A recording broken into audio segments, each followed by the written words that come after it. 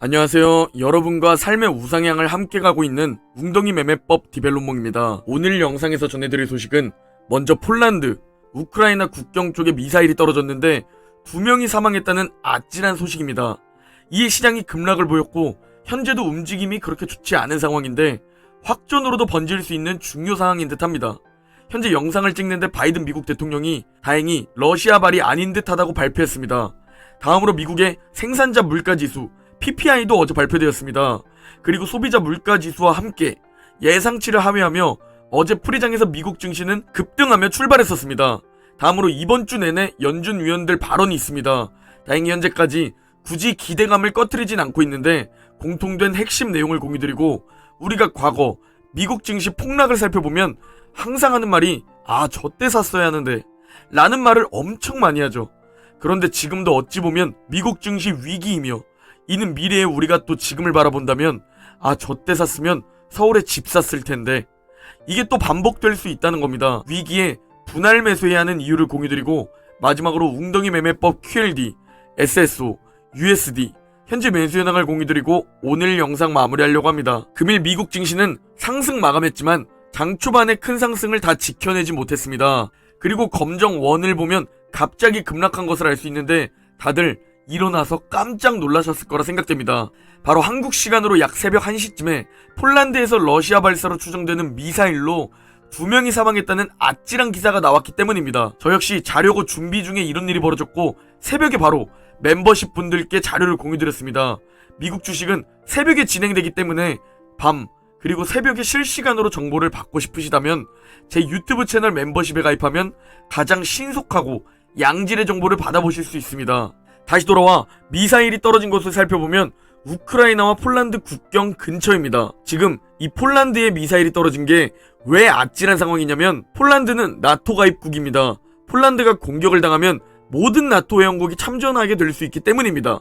그리고 이는 확전을 의미하며 3차 세계대전까지도 갈 수 있는 가능성이 열리는 것이죠. 제가 자다가 정말 이 소식을 듣고 멤버십 카톡방에 정보를 드리면서도 잠이 확 깨더라고요. 정말 설마 하는 생각이 들었습니다. 그리고 바이든은 폴란드 미사일 피격 사실에 현재 G20 정상회담을 하러 가서 G7 정상들과 긴급 회동을 한다는 속보가 전해졌고, 미국 및 나토는 조사를 시작했다는 소식이 들려왔죠. 제가 장기 투자를 다짐하고 QLD 마이너스 80%를 각오하면서 투자에 임하지만, 솔직하게 3차 세계대전이 만약 벌어진다면 제가 정말 이 악재를 버텨낼 수 있을까?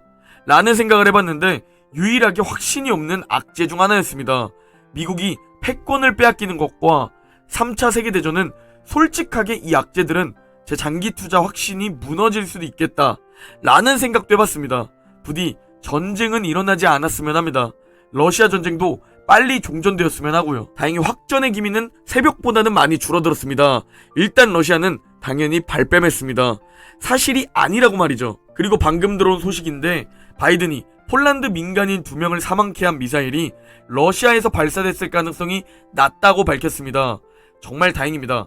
그리고 이 영상 유튜브 댓글에 소개드리겠지만, 이 미사일 거리를 따져보면 러시아에서는 절대 발사될 수 없고 우크라이나라는 루머도 번져가고 있습니다. 이 부분을 댓글에서 좀 공유드리려고 합니다. 정말 푸틴 자식 때문에 얼마나 많은 사람들이 사망했으며 얼마나 많은 사람들이 고통스러워하는지 꼭 첨부를 받아야 후에 이런 일이 덜 발생하겠죠.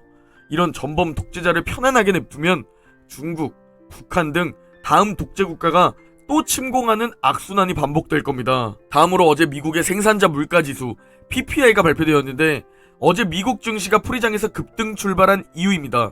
이게 CPI와 마찬가지로 확 둔화되었습니다. 예상치를 크게 하회한 것이죠.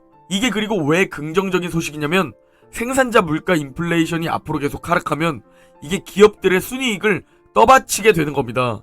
그러면 우리가 걱정하는 어닝 쇼크가 덜 발생되거나 발생되지 않을 수도 있는 거죠. 거기에 긴축까지 예상보다 덜 하게 될 수도 있고요. 그리고 현재 이런 데이터를 본 연준 위원들의 발언을 살펴보면, 어제 먼저 라파엘 보스틱 연은 총재 발언이 있었습니다.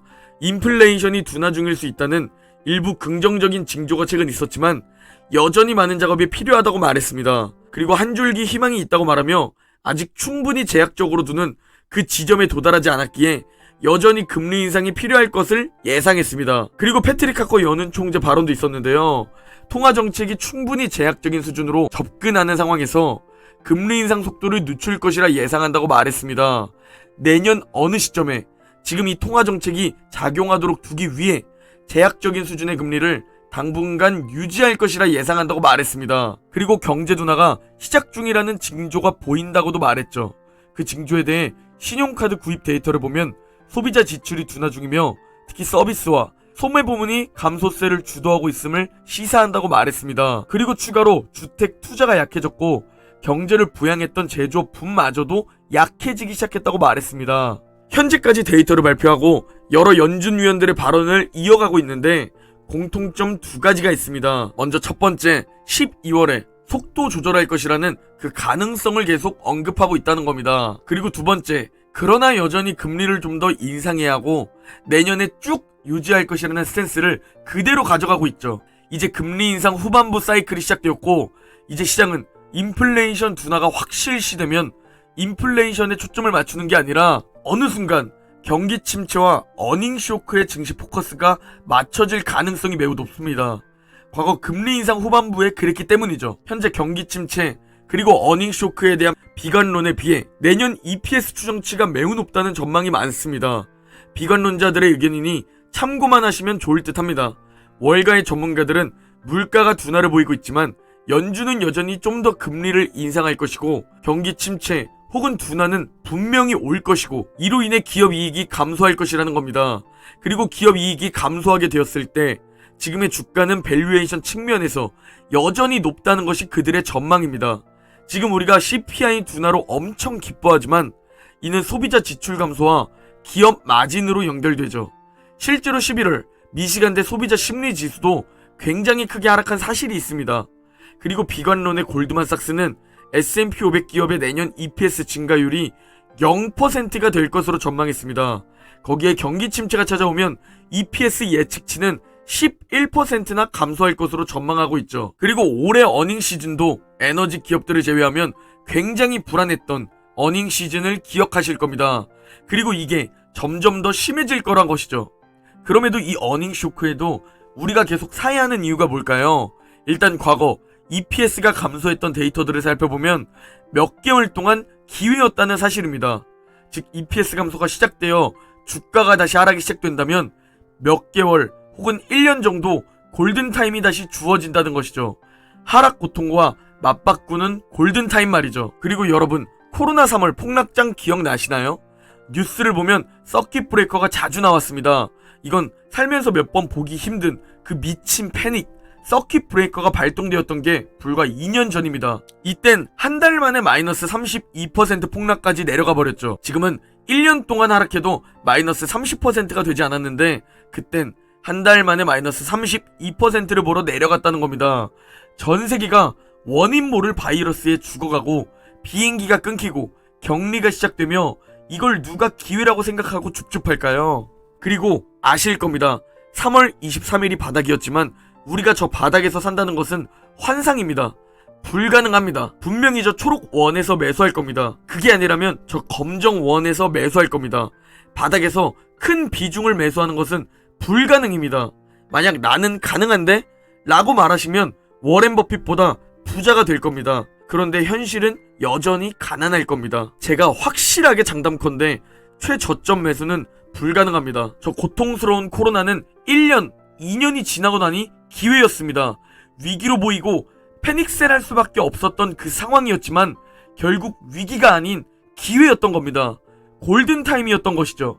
그리고 2년 뒤 다시 위기가 찾아왔고 많은 분들이 공포에 휩싸여 고통에 휩싸여 이미 꽤 사라지셨습니다. 그런데 지금 이는 위기가 아닌 부자가 될 수 있는 기회, 즉 골든타임이라는 사실을 꼭 알아야 합니다. 지금 이 고통과 맞바꾸는 겁니다. 나중에 내 수익을 말이죠. 지금 맞바꾸지 않으면 나중에 수익은 없습니다. 코로나 때 비관론자들은 기회 때 못 사고 2021년 중후반이 되어서야 매수를 시작했습니다. 위기 상황에서 기회를 살리지 못하는 투자자는 그냥 평범한 삶을 살게 될 겁니다. 그게 대다수 99%니까 말이죠. 우리는 과거 150년 미국 증시 역사에서 봐왔고 가장 최근 2020년 3월에 봐왔고 그리고 현재 2022년 이번에도 보고 있습니다. 위기 상황에서 기회를 잡지 못하는 99%를 말이죠. 과거 데이터가 반복적으로 계속 알려줍니다. 이걸 해내는 사람이 극소수인 겁니다. 지금 우리의 계좌가 P2성이일 때 과거 데이터가 계속 알려주었죠. 분할 매수로 줍줍해서 평단가를 낮추고 지금 여러분의 자산이 레벨업할 수 있는 이 기회를 공포, 고통과 맞바꿔서 잡아야 하는 겁니다. 그래야 정말 경제적 자유, 아니면 부자가 되겠죠. 이 기회를 꼭 잡읍시다. 그래서 전 웅덩이 매매법으로 현재 원칙대로 계속 매수하고 있습니다. 나스닥 2배 레버리지 QLD, S&P 500 2배 레버리지 SSO, 반도체 2배 레버리지 USD 모두 현재 웅덩이 매매법 35일차까지 매수하려 했고 40일차까지 분할 매수하면 됩니다. 제가 2배 레버리지에 투자에 걱정이 없는 이유, 미국 증시 역사에서도 역대급으로 손꼽히는 리만 브러더스 사태 전에 QLD는 상장되었고 그걸 직접 이겨낸 종목이기 때문입니다. 그렇다면 내 자산이 불어남에 있어서 가장 중요한 건 이제 내 마인드 그리고 소득이라는 것을 알았고 남들보다 더 많이 일해서 월 1000만원 소득을 달성해 현재도 미친듯이 남들보다 줍줍하고 있습니다. 더 많은 투자금이 더 빠르게 투자되어야 더 빠르게 경제적 자유에 달성한다는 사실을 깨달았기 때문입니다. 우리는 빠르게 부자가 되는 것을 원하는데 매월 30만원 적립하는 분들이 꽤 많습니다. 그러면 냉정하게 솔직하게 10년 넘게 장기 투자해도 절대 경제적 자유를 이룰 수 없습니다. 최소 30년은 투자해야 할 겁니다. 빠르게 부자가 되고 싶다면 소득도 남들보다 더 늘려야 합니다. 소득에 대해서도 앞으로 영상을 올릴 테니 많은 관심 부탁드립니다. 오늘 영상은 여기까지입니다. 모두 행복한 하루 보내시고 그럼 내일 영상에서 뵙겠습니다.